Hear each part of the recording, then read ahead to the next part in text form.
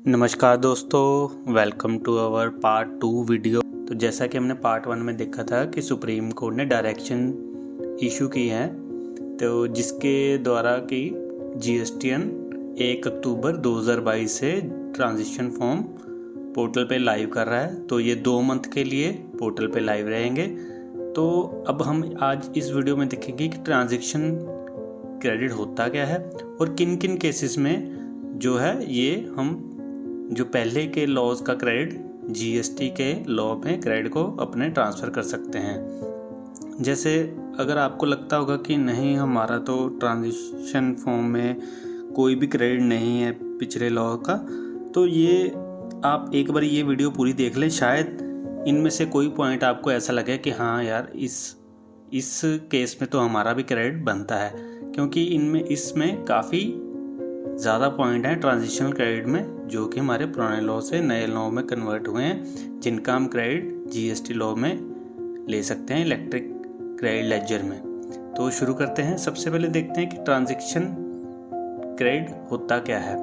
तो ये जैसे कि आपको पता है कि जैसे 1 जुलाई 2017 से पहले जो हमारा लॉ चलता था मोस्टली, और सभी स्टेट में वैट चलता था, तो उसका क्रेडिट को अगर हमने ट्रांसफ़र करना है जीएसटी में तो उसको कहते हैं ट्रांजिशन क्रेडिट। इसके बाद देखें कि ITC of various taxes under existing law, जैसे कि sandwich credit, VAT extra would be carried forward as follows.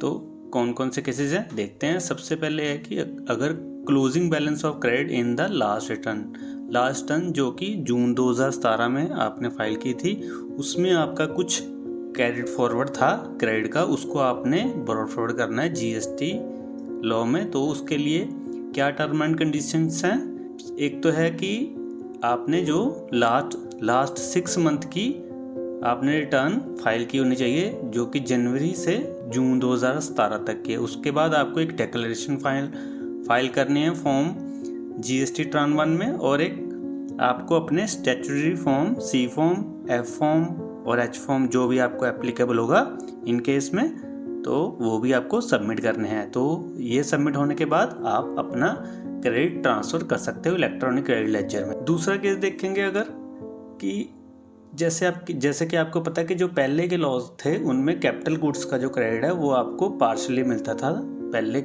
जैसे कि 50% पहले मिलता था, 50% बाद में मिलता था। किसी केस में ऐसा भी हो सकता है जो 50% क्रेडिट था वो आपको पुराने लॉ में मिल गया था, और जो बैलेंस आपका क्रेडिट था वो जीएसटी लॉ जब से शुरू हुआ है उसके बाद के पीरियड में फॉल करता है। तो उस केस में भी आप फॉर्म जीएसटी ट्रान 1 फाइल करके अपना क्रेडिट ले सकते हो। तीसरा इसमें केस है credit on duty paid stock. तो ड्यूटी पेड स्टॉक पे अगर आपको क्रेडिट लेना है तो सबसे इसमें पहले कंडीशन ये है कि ये मैन्युफैक्चरर और सर्विस प्रोवाइडर के लिए नहीं है, और दूसरी बात ये है कि ये ड्यूटी का क्रेडिट जो है वो पहले जो लॉ चलते थे उनमें भी एडमिसल होना चाहिए कि हाँ, उस लॉ में भी ये क्रेडिट मिलता था। और ये क्रेडिट आपको लेने के लिए आपके पास इनवॉइस होना जरूरी है जो कि प्रूव करते हो कि हाँ, पेमेंट ऑफ ड्यूटी पे हुई है, और आपके पास जो इनवॉइस है वो भी आपके पास होना चाहिए, और जो इनवॉइस है वो 1 साल से ज़्यादा पुराने नहीं होने चाहिए। इट मीन्स 1 जुलाई 2016 के बाद के ही इनवॉइस पे आपको क्रेडिट मिलेगा ड्यूटी पेड स्टॉक का। आपने डिक्लेरेशन भी देनी है स्टॉक की, और ये भी ट्रान 1 फॉर्म के थ्रू ही फाइल होगा। और इसके बाद आता है क्रेडिट अगर आपके पास स्टॉक है पर आपके पास डॉक्यूमेंट नहीं है, तो इस केस में भी आप क्रेडिट ले सकते हो। इसमें आपको ट्रान 2 फाइल करना है, और ये जो फॉर्म है ये सिर्फ ट्रेडर्स के लिए अवेलेबल है, और इसमें भी यही है कि आपको लास्ट 6 रिटर्न जो है आपकी भरी होनी चाहिए। और इसमें ऐसा है, अगर नए लॉ में सेंट्रल टैक्स का रेट उस गुड्स का जिसका आप टैक्स क्रेडिट लेना चाह रहे हो, नए लॉ में उसका सेंट्रल टैक्स का रेट 9% या 9% से ज़्यादा है तो आपको 60% क्रेडिट मिल जाएगा, और अगर कम है तो आपको 40% क्रेडिट मिलेगा। सिमिलरली अगर आईजीएसटी का केस है तो 60% की जगह 30% रह जाएगा, और 40% की जगह 20% रह जाएगा। और ये जो गुड्स है ये नील रेटेड या एग्जेम्प्टेड नहीं होनी चाहिए। और एक इम्पॉर्टेंट बात ये है, इस केस में ये क्रेडिट आपको तभी मिलेगा अगर आपने ये क्रेडिट पास ऑन किया है आगे कस्टमर्स को प्राइस रिड्यूस करके। और लास्ट कंडीशन है कि स्टॉक इजीली आइडेंटिफाइबल होना चाहिए। इसके बाद ये है कि अगर एक केस ये है, अगर पहले कोई गुड्स एग्जम्प्टेड थी जीएसटी से पहले और जीएसटी आने के बाद वो टैक्सेबल हो गई है, उस केस में भी अगर आपके पास स्टॉक है तो आप उस पर भी क्रेडिट ले सकते हो। अगला केस है इनपुट या इनपुट सर्विस इन ट्रांजिट। मान लो अगर आपका कोई इनपुट है जिसका डॉक्यूमेंट बन गया है 28 जून 2017 को और वो आपको गुड्स जो है 5 जुलाई 2017 को रिसीव हुई है, तो इस केस में भी आप क्रेडिट ले सकते हो।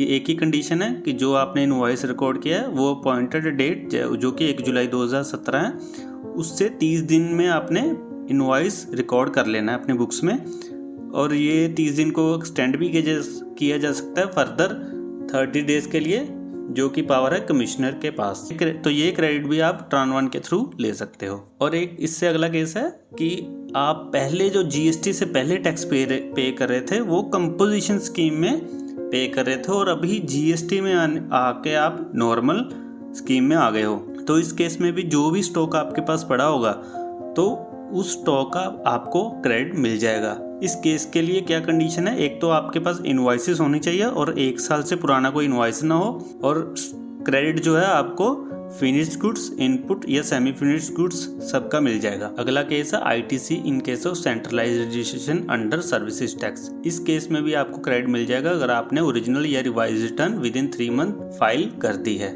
अब नेक्स्ट पॉइंट है reclaim the reversed input service tax. अब जैसे कि जीएसटी लॉ में अभी प्रोविजन चल रही है कि अगर आप सप्लायर को 180 दिन के अंदर पेमेंट नहीं करते तो आपको उसका टैक्स रिवर्स करना पड़ेगा। ऐसे ही प्रोविजन पहले सर्विस टैक्स में भी थी जो कि 3 मंथ की थी। तो उस केस में अगर आपने कोई टैक्स रिवर्स किया था और फिर आपने 1 जुलाई 2017 के बाद सप्लायर को पेमेंट की है तो फिर उस केस में आप जो है क्रेडिट रिक्लेम कर सकते हो। नेक्स्ट केस है अगर कोई गुड्स या कैपिटल गुड्स जो प्रिंसिपल को बिलोंग करती हैं पर एजेंट की प्रीमाइसिस पर पड़ी हुई हैं ऑन द अपॉइंटेड डेट, तो इस केस में कैसे आप क्रेडिट ले सकते हैं। तो इस केस में एजेंट जो है क्रेडिट लेने के लिए एंटाइटल्ड है। उसके लिए कुछ कंडीशन है कि एजेंट जो है रजिस्टर्ड टैक्सेबल पर्सन होना चाहिए और प्रिंसिपल और एजेंट दोनों ने स्टॉक की डिक्लेरेशन दी हो, और जो है इनवॉइस जो है जो एजेंट के पास है वो 12 मंथ से पुराना नहीं होना चाहिए, और प्रिंसिपल जो है उसने उसका टैक्स जो है रिवर्स किया हो या फिर इनपुट टैक्स जो है अवेल नहीं किया। तो अगर ये कंडीशंस पूरी हो जाती हैं तो एजेंट को क्रेडिट मिल जाएगा। अब ये तो सारे केसेस थे जो अभी तक हमने किए जो रिलेटेड थे कि आईटीसी कैसे और किस केस में मिलेगा। अब जो ये केस है ये है कि हमें किस केस में जो है टैक्स की पेमेंट नहीं करनी। ठीक है, तो transition provision relating to job goods return और सेंट ऑन अप्रूवल, ये जो केसेस हैं अगर इनमें आपने कोई गुड्स भेजी थी ऑन अप्रूवल बेसिस या जॉब के लिए भेजी थी तो वो जो गुड्स है 6 महीने के अंदर 1 जुलाई 2017 के बाद वापस आ गई हैं, तो जब वो गुड्स वापस आएंगी उन पे जीएसटी नहीं लगेगा। तो ये हमने सारे प्रोविज़न जो है ट्रान 1 और ट्रान 2 के डिस्कस किए हैं। तो इसमें ट्रान 2 का तो एक ही वो प्रोविज़न आया है जिसमें रजिस्टर्ड टैक्सेबल पर्सन के पास इनवॉइस के डॉक्यूमेंट नहीं है, तो वो ट्रान 2 फिल करेगा, और बाकी सारे केसेस जो हैं ट्रान 1 के ही थे। तो ये तो था हमारा पार्ट 2। पार्ट 3 भी हम करेंगे जब फॉर्म लाइव आ जाएंगे और सीबीएसई की गाइडलाइंस आने के बाद एक फाइनल हम एक वीडियो बना लेंगे इसके ऊपर। अभी के लिए इतना ही, धन्यवाद।